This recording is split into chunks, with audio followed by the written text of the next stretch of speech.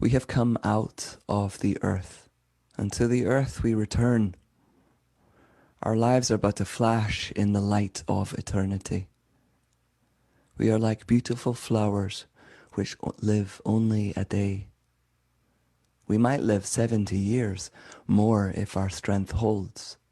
So much work and hardship. And how quickly the time passes. Teach us then to value our days, to treat each one as a sacred trust. Fill our hearts with wisdom and a love for our lives, in spite of all the grief and suffering. May we be always glad of this precious gift and hallow the good in each day. So today I'd like to explore a few earth-based spiritual practices that create sacred intimacy with the divine.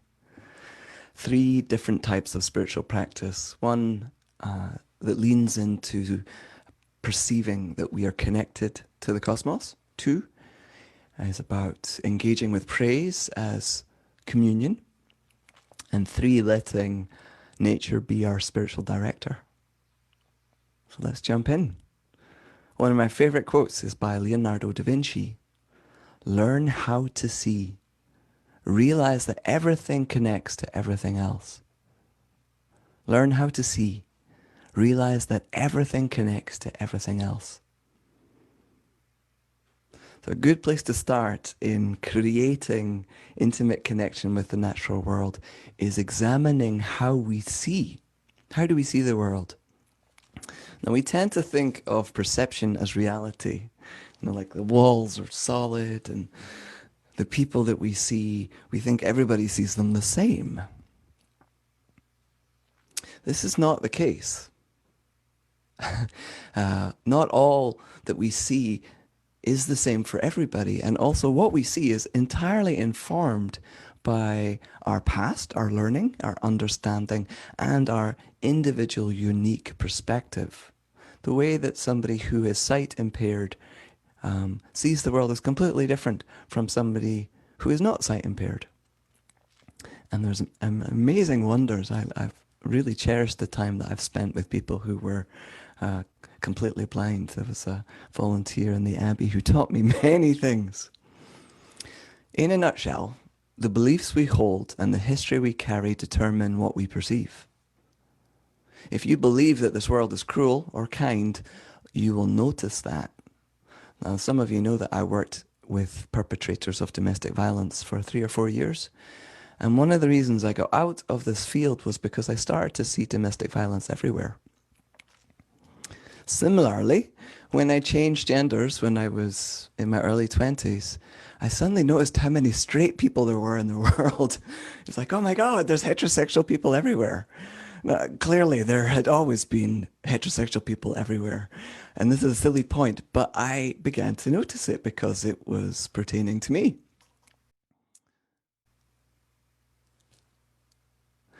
If you see the beauty and energy of creation around you as not separate from you, it will deepen your experience of life, enhance your wonder, and probably add to your sense of belonging. I want to give us 2 examples of prolific voices from our time. They're 2 very different women that have very different understandings of the sacred, but both these teachers are very outspoken in their demands for changing our behaviors to halt climate catastrophe. They're also very articulate and speak out on behalf of the marginalized and poor. What I want us to notice in their words today is how they have a perception of unity with that which is greater than themselves. Now, the first is Joanna Macy. You might know her. I think she's Buddhist influenced. So this is a quote from her website. The life pouring through us, pumping in our hearts and breath through our lungs, did not begin at our birth or conception. The life pouring through us did not begin at our birth or conception. Like every particle and every atom and molecule, our bodies, Go back through time to the first splitting and spinning of the stars. The other voice I want to share is of Caroline Myss. I've been studying quite closely with her teachings because I am very interested in Teresa of Avila, and she knows a lot about her. And I'm listening right now to an audiobook called Intimate Conversations with the Divine, which is 100 of Caroline's prayers. She is a medical intuitive. She invented that term. She sees the world based around energies. She understands God as law, natural law. And this is one of her prayers. It's called, I breathe with all creatures.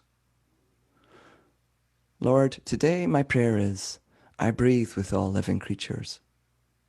I will dwell in the mystical truth that I share the breath of creation with all sentient beings. I am not alone in this universe, even though sometimes I feel I am. My thoughts and emotions belong to everyone. Somehow, in some way, the energy of all beings passes through me like wind through a field of flowers. We all share this earth and participate in the creation of every event. Nothing could be more preposterous than to believe that any of us is separate, safe, or immune to acts of creation or destruction. What is in one is in the whole. She goes on, if I could see clearly, Lord, I would see that my energy is everywhere.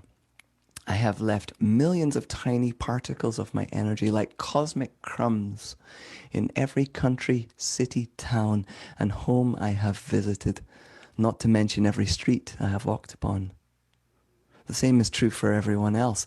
We are always blending together a great cosmic weave of living power. No wonder the great mystics finally surrendered to you, Lord. They wanted you to take charge of this immense power of creation that is set into motion with every breath we take. Lord, today I will breathe with all creation. I will dwell in the truth that I am one with all life, and that all life is one with me. Amen. She has little teachings that go with it, and one of the points that she makes is this, that we cannot comprehend the mystical truth of our being interconnected with all beings. We can only make the choice to live as if it were true, and then observe whether somehow this choice gradually influences the quality of our life for the better. Learn how to see, realize that everything connects to everything else.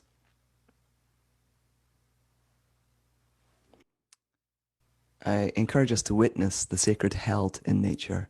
Notice the magic glue that holds everything together. I believe there's an invisible force that holds everything in sacred balance. To see this, we need to return to the wonder that every small child already knows. And I've got a little exercise for us to try on these eyes of wonder by leaning into the wisdom of our animal companions. I don't know if you know, but I am a real big animal lover, even though I'm allergic to them, especially dogs. And I found this beautiful prayer by John O'Donoghue, and I'd like for us to use this as, oh, maybe I should keep myself visible first. I'd like to use it as a sacred reading, Lectio Divina. That is a monastic practice where traditionally it's done with scripture. But for me, there's a lot, scripture's quite a broad term. It definitely includes poetry. And sacred reading is a way you're not intellectually responding to it and trying to understand it. You are letting it speak to you. You're letting the concepts jump off the page and shimmer. And you read slowly and you read it a few times. And so what we're going to do, I'm going to read through it quite slowly, and then we'll hold a little bit of quiet. I'll chime a bell and read it again, and then ask you which words spoke to you.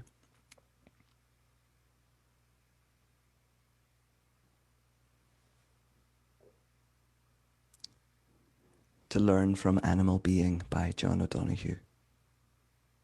Nearer to the earth's heart, deeper within its silence, animals know this world in a way we never will.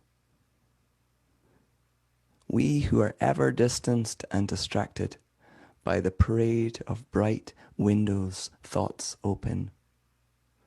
Their seamless presence is not fractured thus. Stranded between time gone and time emerging, we manage seldom to be where we are, whereas they are always looking out from the here and now.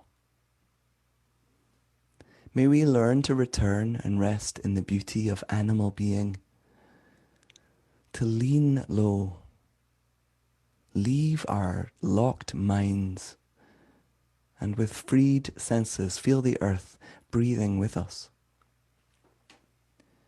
May we enter into lightness of spirit and slip frequently into the feel of the wild.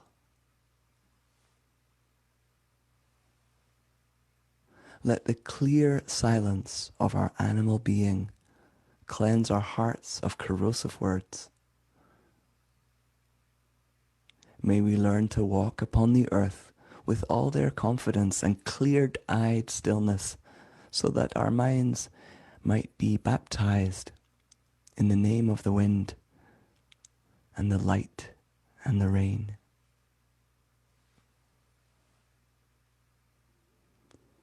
So let's hold still in quiet for a little minute, and I'll read it again after that.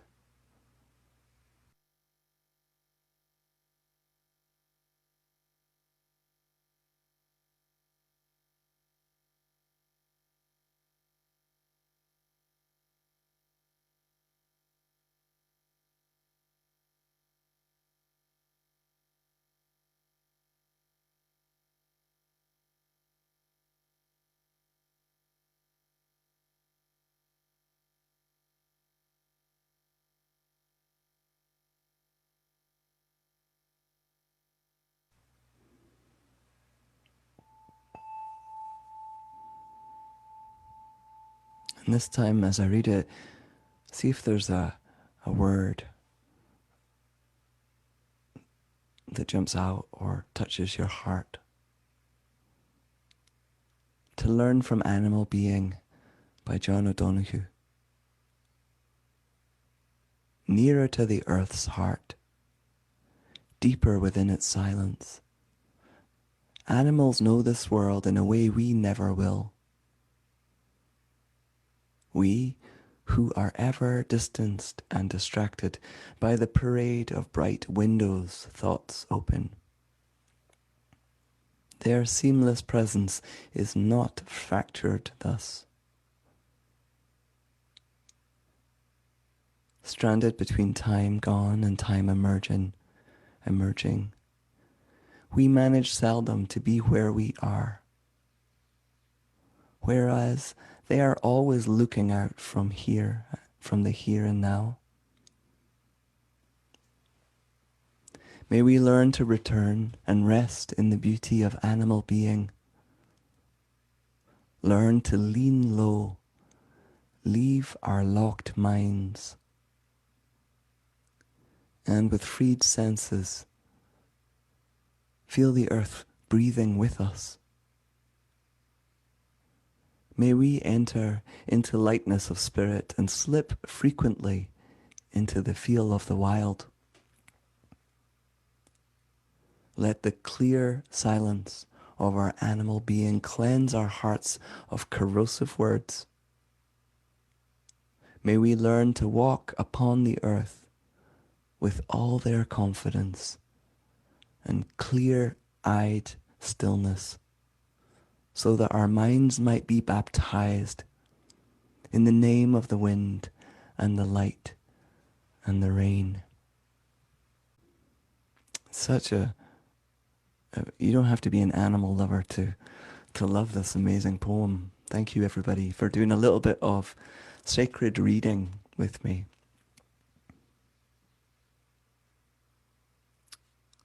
Learn how to see. Notice how everything connects to everything else. I'm going to move into spiritual practices now that engage with praise as communion with creation. Looking at praise as an act of communion with creation. I have one of my all-time favorite quotes. Once upon a time, there was a simple understanding that to sing at dawn and to sing at dusk was to heal the world through joy. The birds still remember what we have forgotten, that the world is meant to be celebrated.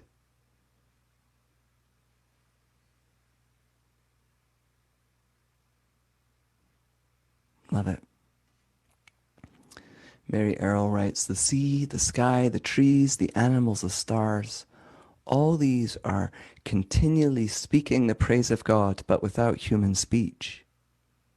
It is the vocation of the whole creation to praise God in song and poetry, but also in living creatively within the divine design and pattern. It is my own intuitive sense that praise is a vital part of how we co-create, how we stop being children of God and become adult children of God. I have no proof to back up why I believe that prayer in the form of praise is so vital. I know that if I die tomorrow and stop praising the incredible trillium and other spring flowers on the road outside my house, they will bloom just as beautifully next year. Praise really changes my life, who I am in my community. It changes who I am in my sphere of influence. It changes everything. I think that praise births the quality of yes, the becoming. It helps us align with the greening that I was talking about 2 weeks ago in the Beltane sermon. Praise is the finger in that famous painting by, let me find it. Michelangelo, this one, that maybe should look like this.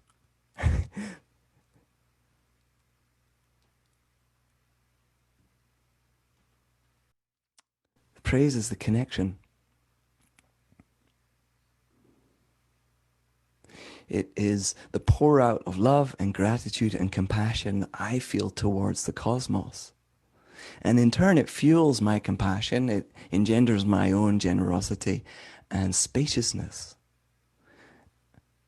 Praise, I think, is one of the things that makes me the kind of person that is safe, that both animals and children gravitate towards. And I know that praise fuels my creative intelligence. I also think praise allows me to place myself in the healing flow, to be more open to God's healing. Praise, and for me, this outpouring of prayer can be witnessed best in my ministry, in the way that I sing my chants and psalms, the psalms about praise. Something really weird is happening with my computer. Great. Okay. Back. I thought that maybe I'd be able to share this feeling, this outpouring with you by sharing a song that for me I use. I use this song that I'm about to sing, La Paz de la Tierra. Excuse my Spanish. I sing this to the trees, which of course is ridiculous because they don't have ears, but that's not the point. The point is placing myself in an intimacy with the forest. I learned this one in the Abbey. It comes from Guatemala.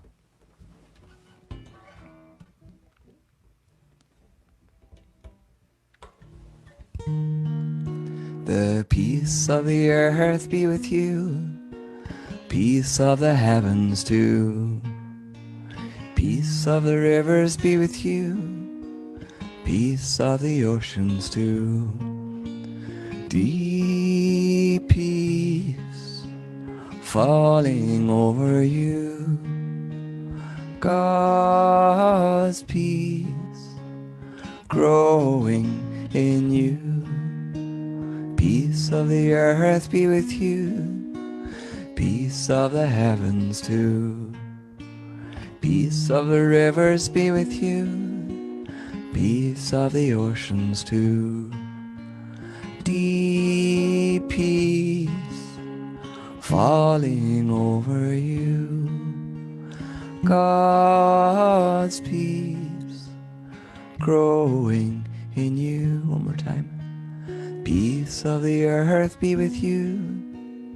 Peace of the heavens too. Peace of the rivers be with you. Peace of the oceans too. Deep peace falling over you. God's peace growing in you.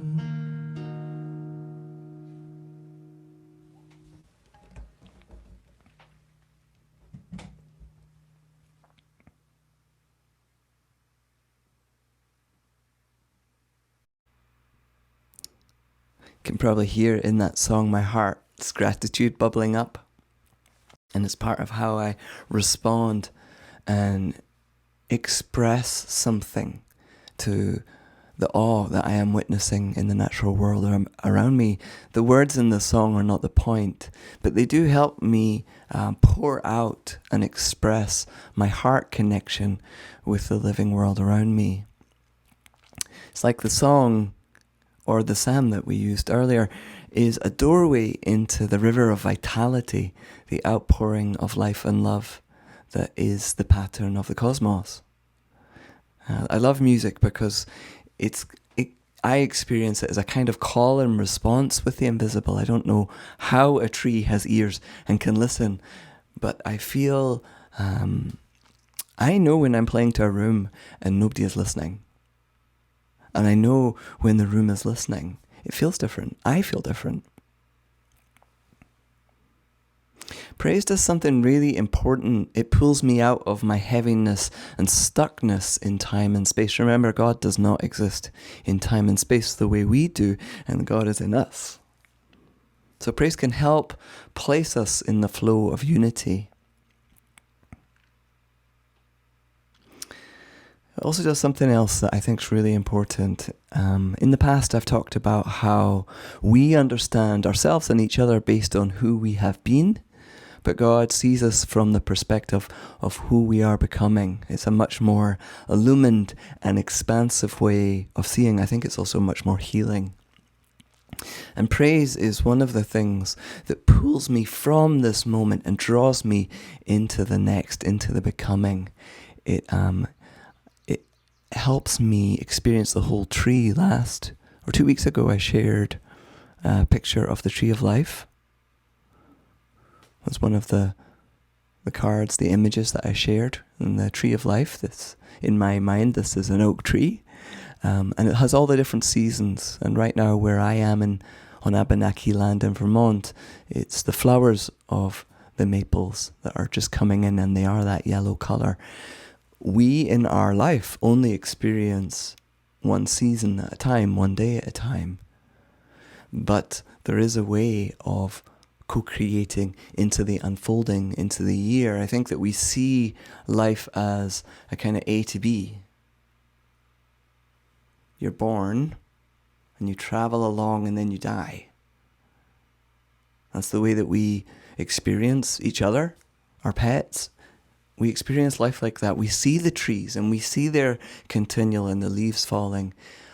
It's hard for us to get into that spiral, that turning, that way of seeing the world as turning instead of an A to B. And I think that shift's really important, just as our ancestors long ago had to learn that the world was not flat. We need to see our lives as a cycling. Now, maybe you believe in reincarnation or not. I don't think that is exactly what I'm pointing to here. It's about accessing the timeless nature of our becoming. Richard Rohr, who we're going to hear more about in 2 weeks, because when I'm gone, my friend Robert's going to come and talk about Richard Rohr's teachings. Richard Rohr says, nothing dies, it just changes form. But we don't see that. We see the A to B. We don't see the changing of form very easily. So the last area that I want to take us into today is letting nature be your spiritual director. And I learned about this really from my friend Christine at Abbey of the Arts. And I think she learned about it from Thomas Merton, because it's one of the things that Thomas Merton used to talk about. And there are a few specific practices I'm going to go into detail into here. But basically, I want us to focus on practices that help us overcome our experience of separateness. And Judaism has quite a lot to teach us here. There's a wonderful prayer that is called Hittibut, Hitbodedut. Don't know how to say that in Hebrew. Hittibut is how I say it. And it means praying out loud to God. And the way that I did this when I studied Judaism was I would go into the forest and I would pour out my heart to the trees. God in the trees, I'm very druid leaning, so it seemed like the natural thing to do. And also there was no one there, so there was nobody to think I'm crazy. If you're in an urban area, as you're doing this, you might want to hold the phone up to your ears so that people don't stare at you as you are talking out loud to God. I encourage you, if you've never done this, try it. And if you're somebody who already talks to your cat or your dog or your plants, you'll probably find this one enjoyable and quite easy. And that prayer earlier on, the one that I wasn't able to paste into the chat by Carolyn Mice, is a great example of just her talking out loud to God. She wrote it down because she's a writer. Let nature be your spiritual director. All right, I got a video from my friend Christine made by Work of the People to illustrate what this means to her, and then we will open that up ourselves a little bit. Enjoy.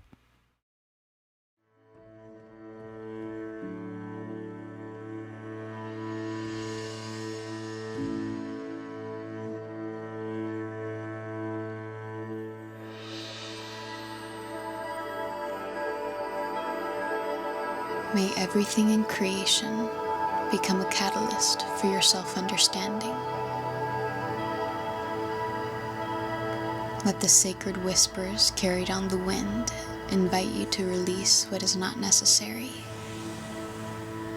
Let the breezes help your wings to ascend, the sparrows to remember your flock.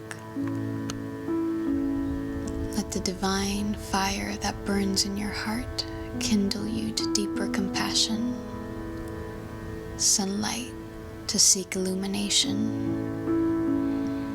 Let the rivers and seas support you in allowing spirit to flow through your life in new ways, embracing the rise and fall within you. Let the pine cones contain an epiphany. The forest asks you to embrace your truth once again, and each smooth stone a revelation. Let the moon sing of quiet miracles, like those which reveal and conceal the world every day right before your eyes. May you make time to listen to the elements and their wisdom, revealing the Holy One's face in the sacred direction for your one precious life.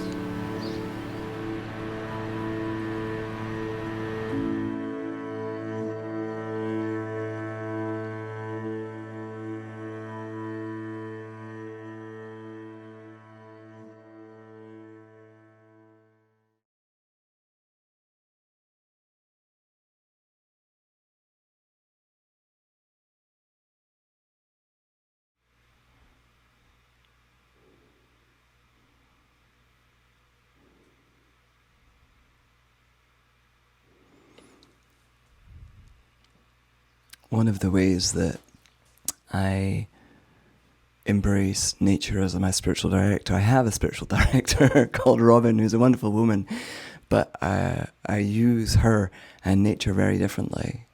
Like in my hand right now, I have a bird's nest that I found yesterday. I remember telling this story about the bird's nest last week as well.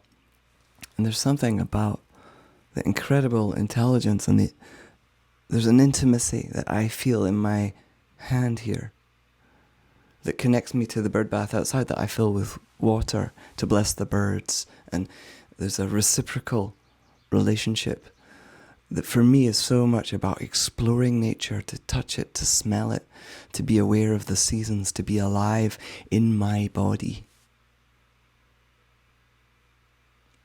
There's an incarnation aspect, an aspect of prayer that is for me similar to communion. It's not an intellectual faith at all. That's one of the aspects of God as a spiritual director that I hold really dear, in the form of wee birds' nests. I just so you know, I don't go into the trees and pull them out. It's only if the wind has blown them down. Not that you would think that of me. So Christine, who's the poet that was in that video there, that I use her work a lot, my friend Christine talks about earth cherishing, and earth cherishing spirituality. I find this word cherishing very helpful because it unlocks a really important instruction. To love the earth as something that you are in relationship with, not just to love it as an object. For me, the word cherishing is what I use with couples who come to me and ask to be married, to explain what the difference between a loving relationship and a sacred union is. And when cherishing is gone in a marriage, I think it's hard to re-access the sacred union.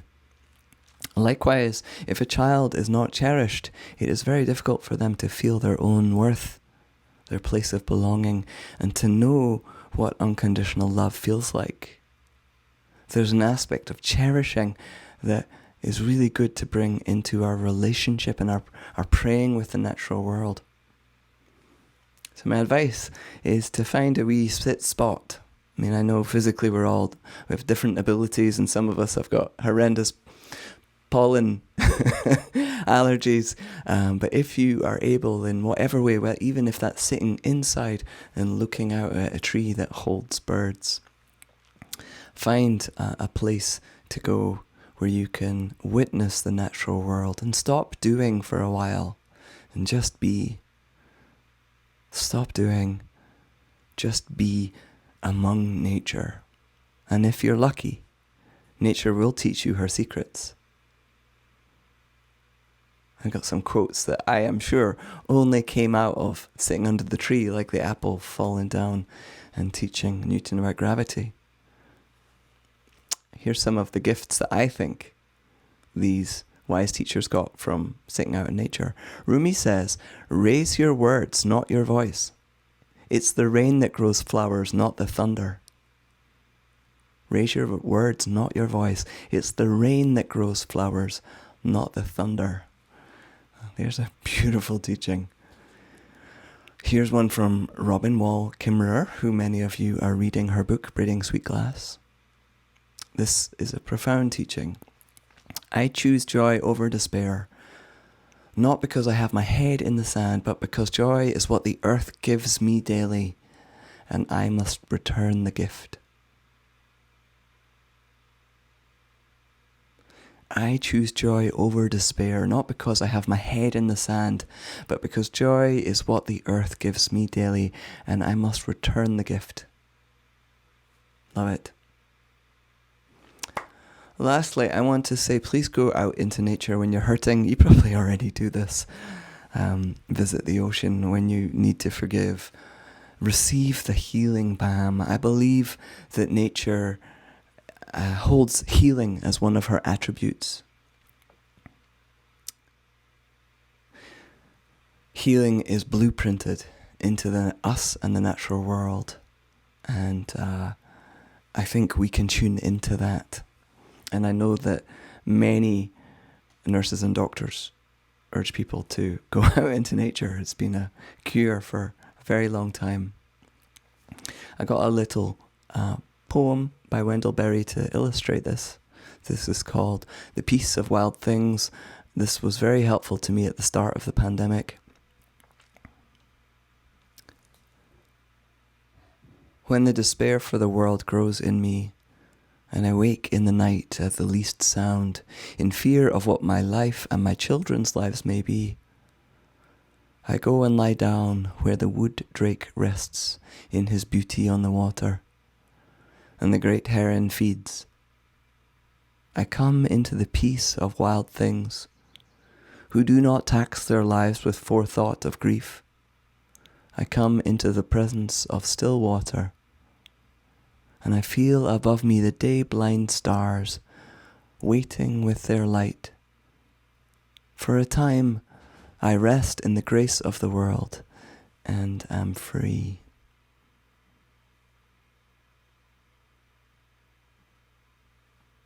We've become so separate to the natural world. Please embrace all the opportunities to overcome this. So in conclusion, God and her laws of the universe are completely invisible, but the beauty of nature brings her close. I totally understand why St. Francis referred to Mother Earth as the mirror of God. Find ways of placing your being in the presence of Mother Earth. I've got a closing prayer for us that came from Iona, the abbey where I used to live. I invite you to pray with me. Hear, O Creator God, we look in wonder at all you have made, but remind us the earth does not belong to us. We belong to the earth. And remind us the earth and all that's in it belongs to you. You confront us with such beauty and such power and such responsibility. Teach us, O Creator God, to respect this planet, our home, to live carefully within the web of life, and to give you the glory. Loving God, in your mercy, hear our prayer. Amen.